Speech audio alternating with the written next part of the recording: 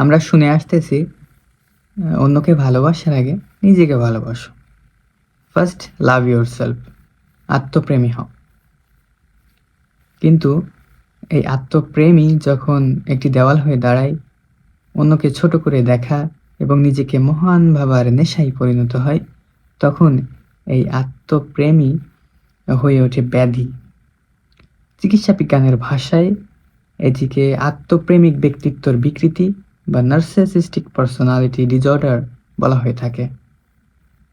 আজকের ভিডিওতে আমরা সেটিই জানার চেষ্টা করব, কেন কোনো ব্যক্তি অতিরিক্ত আত্মপ্রেমী হয়ে ওঠে, এদের লক্ষণগুলো কী কী, এবং আপনি যদি কখনো এমন ব্যক্তিদের সম্মুখীন হন তাহলে কিভাবে নিজেকে সামলাবেন, হাউ টু হ্যান্ডেল দেম।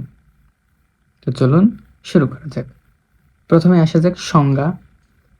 আত্মপ্রেমী ব্যক্তিটা এমন সহানুভূতিহীন, নিজের স্বার্থ ছাড়া কিছুই বুঝে না, একটু বেশি অহংকারী মনে হয় তাদের।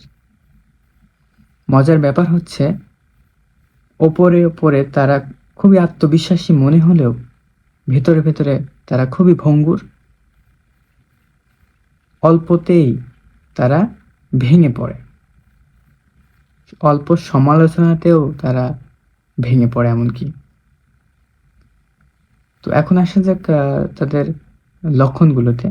কি কি লক্ষণ দেখলে আমরা সহজেই তাদের আইডেন্টিফাই বা চিহ্নিত করতে পারবো। তো চলুন লক্ষণগুলো জেনে নেওয়া যাক।